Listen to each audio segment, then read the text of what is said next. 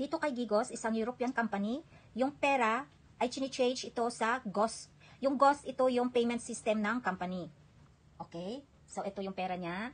I-convert mo yan sa Philippine money ay 10,500 pesos.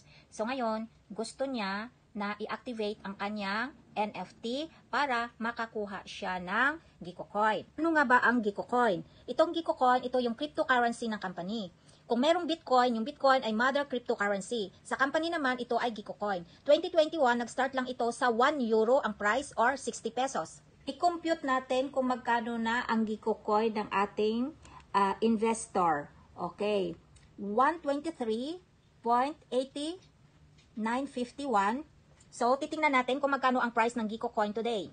As of today, ang price niya ay 56.39.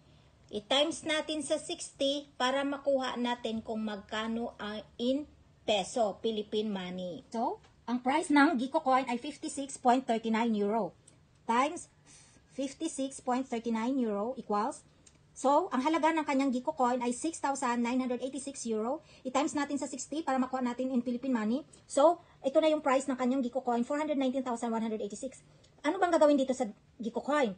Itong GicoCoin, ito yung cryptocurrency ng company. Once na ma-materialize ito sa 2024, ito ay papasok sa iba't ibang platform at pwede na siyang maibenta. So, ngayon, habang free pa ang GicoCoin, ito ay magbabayad ka lang ng activation. So, araw-araw, mayroon kang makukuhang GicoCoin. The more GicoCoin you have, the more money you have sa 2024.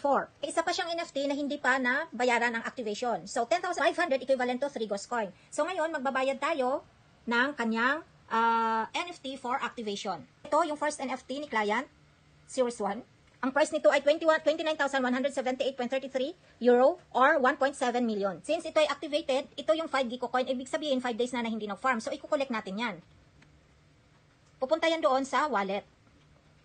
So, dito na tayo sa isa niya na na-activated na. Ito yung NFT Series 3. Ang price nito ay 20,506.84 euro or 1.2 million up. Eh, ito rin, hindi pa siya nakapag-farm. So, i-collect natin yan. Okay, dito tayo sa isa. Ito yung babayaran natin kasi hindi pa siya activated. Ano nga ba yung NFT? NFT ay ang non-fungible token. Ito yung token na nakakaiba sa buong mundo. Kung ano yung binigay ng company sa'yo, ito ay unique na habang tumatagal, tumataas ang price. Ito yung ang digital asset ng Metaverse. So, magbabayad na tayo kasi mayroong laman ang kanyang, ang kanyang account.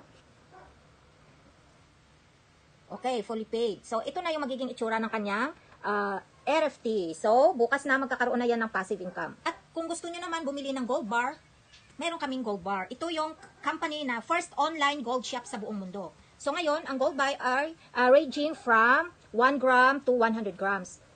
So, it's up to you kung ano yung gusto mong orderin. May 1 gram, may 2 grams. Yan. Kasi ito yung first online gold shop. Ito talaga yung product ng company. And then, pinasok nila ang stock market. So, kung gusto mo malaman ito, itong company ito yung pera mo ang magtatrabaho sa'yo. Ito yung a life-changing opportunity. Kung gusto mo malaman ito, just PM me.